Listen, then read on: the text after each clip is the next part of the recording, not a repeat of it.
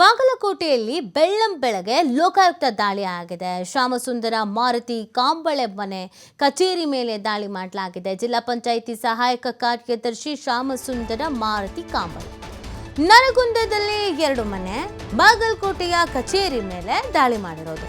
ಬಾಗಲಕೋಟೆ ಜಿಲ್ಲಾಡಳಿತ ಭವನದಲ್ಲಿರುವಂತಹ ಕಚೇರಿ Lokayukta SP T Malleshi ಮಾರ್ಗದರ್ಶನದಲ್ಲಿ ರೇಡ್ ಮಾಡಲಾಗಿದೆ.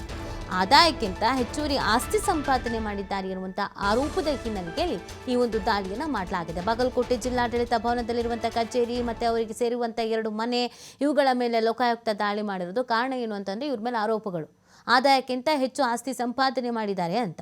ಸೊ ಈ ಕಾರಣಕ್ಕಾಗಿಯೇ ದಾಳಿಯನ್ನು ಮಾಡಲಾಗಿದೆ. ದಾಳಿಯ ಸಂದರ್ಭದಲ್ಲಿ ಏನೆಲ್ಲ ಮಾಹಿತಿ ಸಿಕ್ಕಿದೆ, ಯಾವುದಾದ್ರೂ ಮಹತ್ವದ ದಾಖಲೆಗಳು ಸಿಕ್ಕಿದೆಯಾ, ಚಿನ್ನಾಭರಣ ಸಿಕ್ಕಿದೆಯಾ, ಏನು ಎತ್ತ, ಇದೆಲ್ಲದ್ರ ಬಗ್ಗೆ ಅಪ್ಡೇಟ್ ಸಿಗಬೇಕಾಗಿದೆ. ಯಾಕಂದರೆ ಇಂಥ ಆರೋಪವನ್ನು ಹೊತ್ತುಕೊಂಡ ಅಧಿಕಾರಿಗಳ ಮನೆ ಮತ್ತು ಕಚೇರಿ ಮೇಲೆ ದಾಳಿ ಮಾಡಿದಂಥ ಸಂದರ್ಭದಲ್ಲಿ ಬೆಡ್ಡಡಿ ದುಡ್ಡು ಸಿಗೋದು, ಬಾತ್ರೂಮಲ್ಲಿ ದುಡ್ಡು ಸಿಗೋದು, ಬಂಗಾರ ಸಿಗೋದು, KG ಗಟ್ಟಲೆ ಎಲ್ಲ ಸಿಗೋದು, ಇದೆಲ್ಲ ಕಾಮನ್ ನೋಡಿರ್ತೀವಿ. ಸೊ ಹಾಗಾಗಿ ಇವ್ರ ಮನೇಲಿ ಏನೇನು ಸಿಕ್ಕಿದೆ, ಏನು ಎತ್ತ ಮಾಹಿತಿ ಸಿಗಬೇಕಾಗಿದೆ. ಜಿಲ್ಲಾ ಪಂಚಾಯಿತಿ ಸಹಾಯಕ ಕಾರ್ಯದರ್ಶಿಯಾಗಿ ಇವರು ಕೆಲಸವನ್ನು ನಿರ್ವಹಿಸ್ತಾ ಇದ್ರು.